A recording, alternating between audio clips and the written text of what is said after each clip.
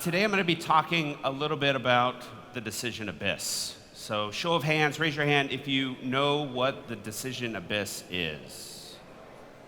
Excellent, excellent. Okay, not many people.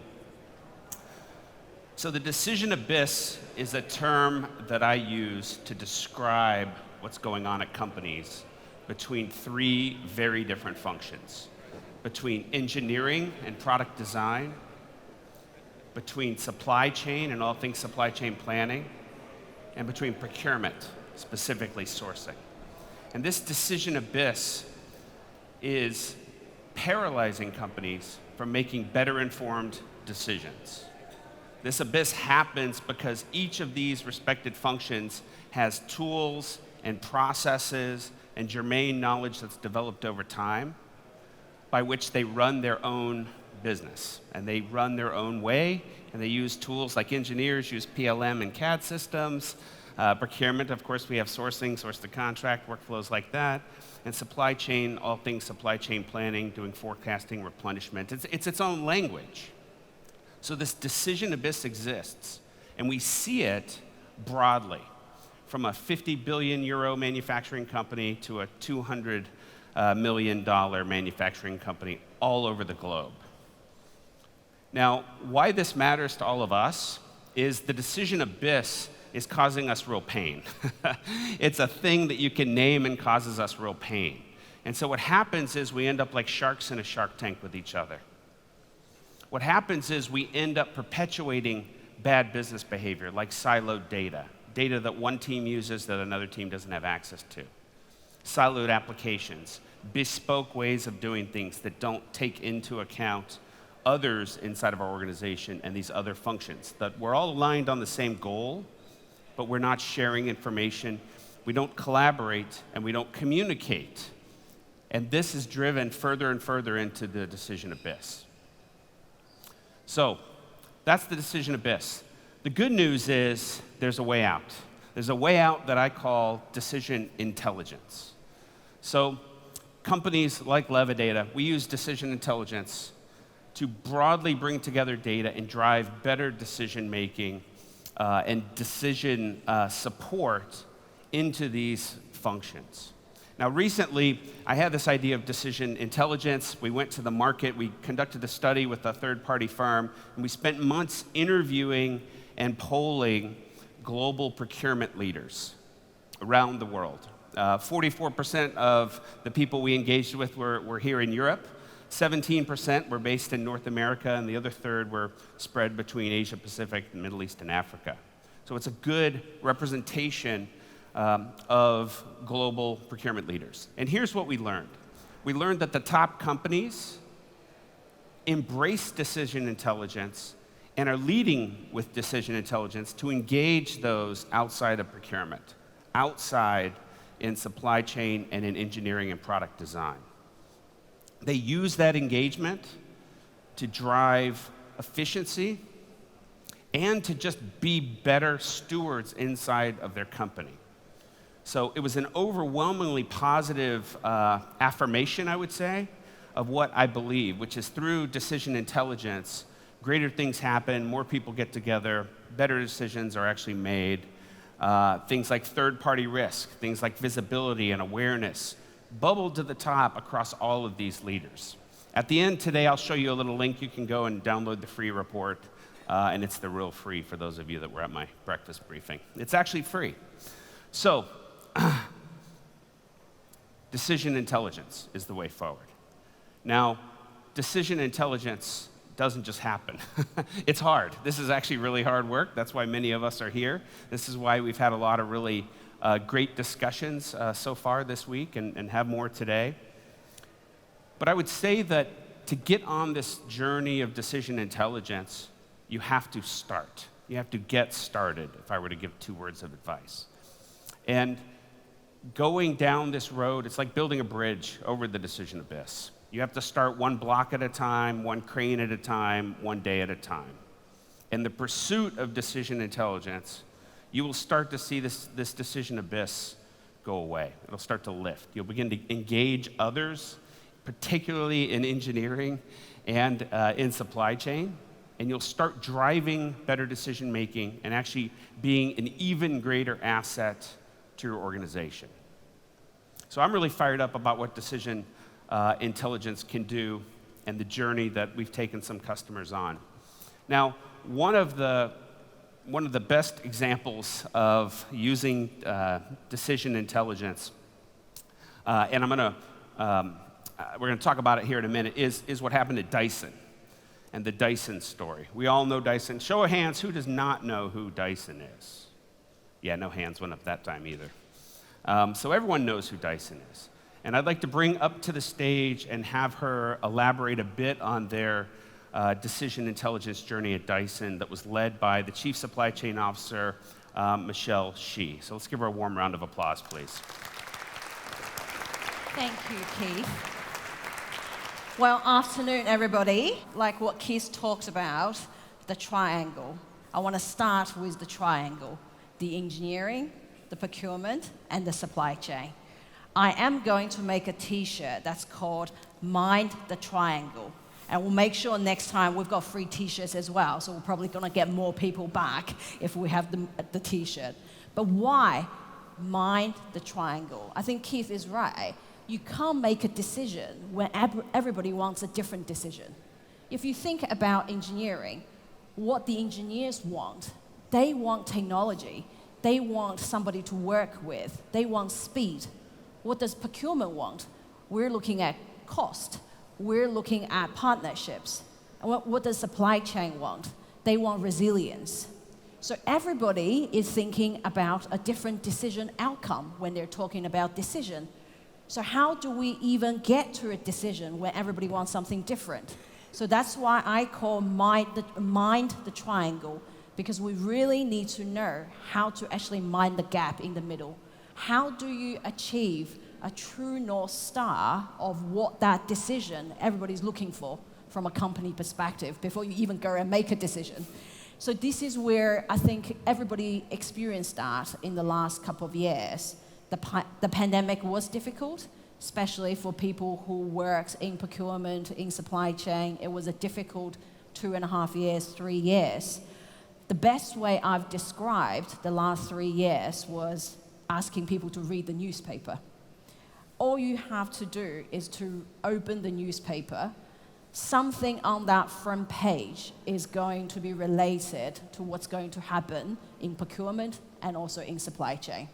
That was the easiest way to explain to my kids what I did, which was read the newspaper. So now you have the dilemma.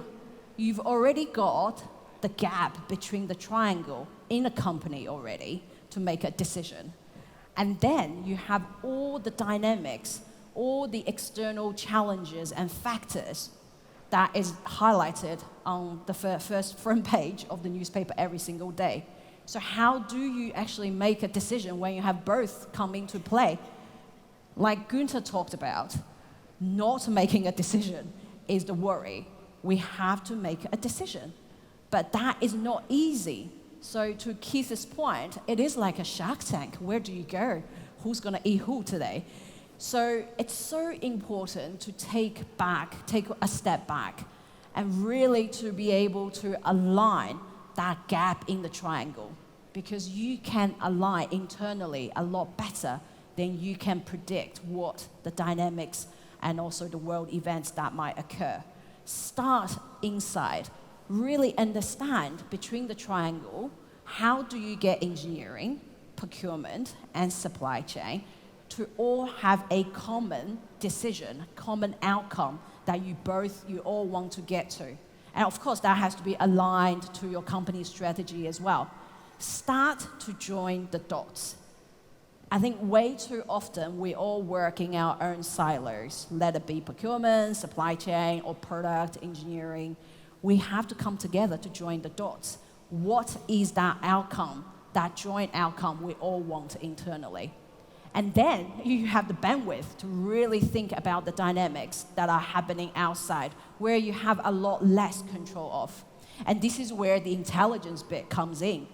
We cannot control or predict what the dynamics might be, but we can practice it.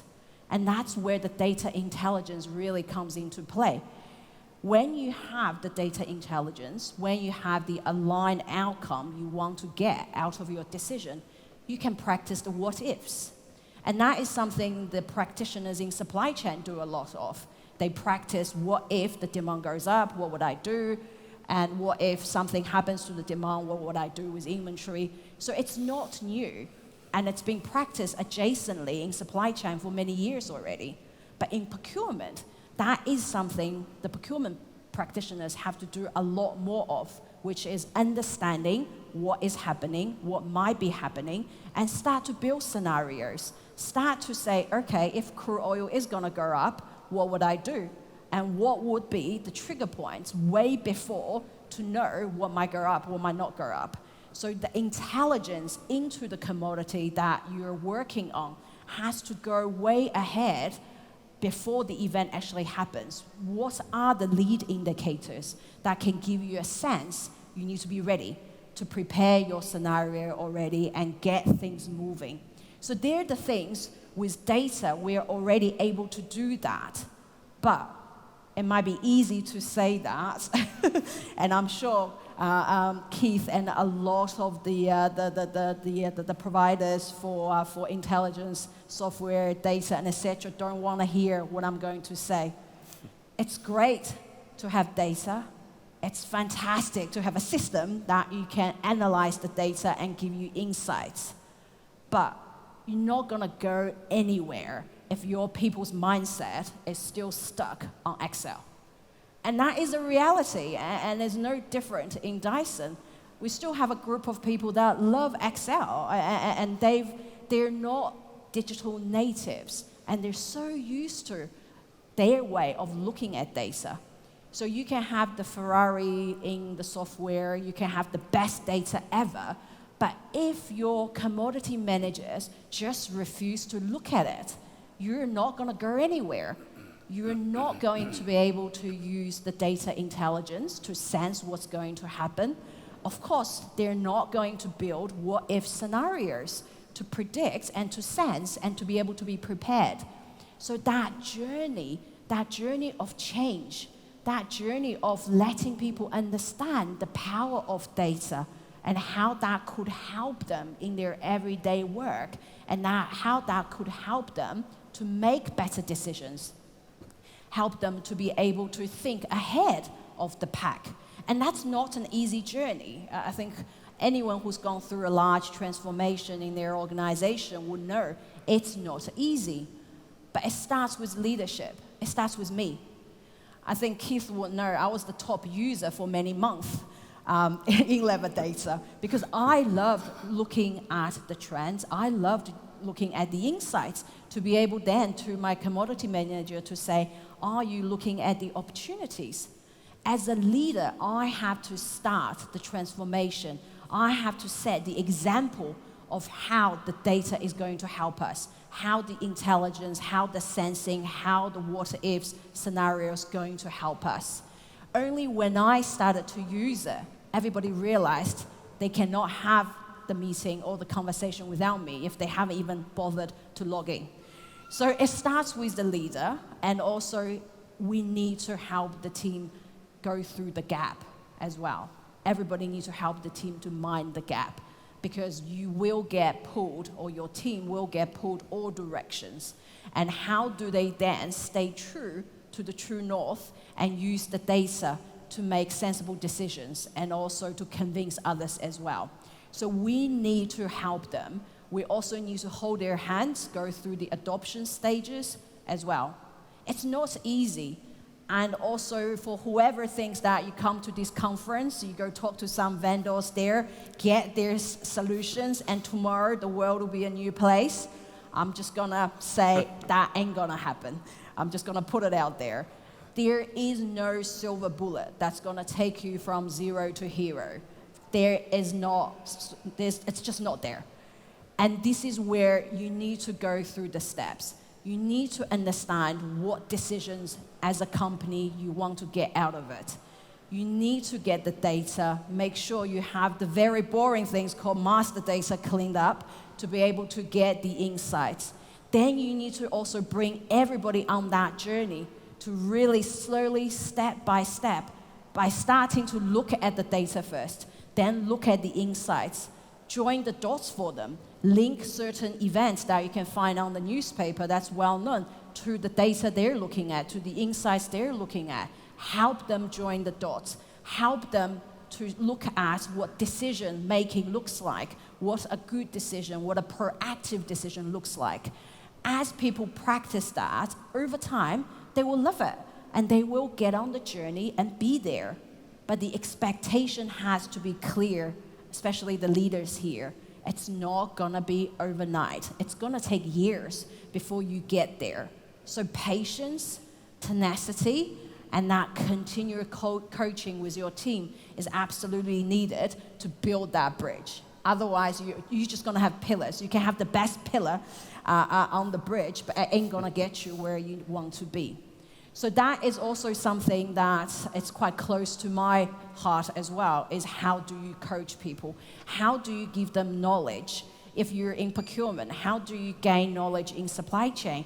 If you're in product engineering, how do you gain knowledge of procurement? How do you get the three sides of the triangle to know a little bit of what the other person is thinking, is doing, and what does the other person need to make a decision? So that is so close to my heart as well. Also, how do you bring those knowledge to people, and also how do you coach them? And I'm so glad that Keith, with a lot of the conversations, LevaData is also doing something about that, which I'll get Keith to talk about. Yeah, thank you, Michelle. It's inspiring to hear you talk about Dyson's journey and your leadership through this.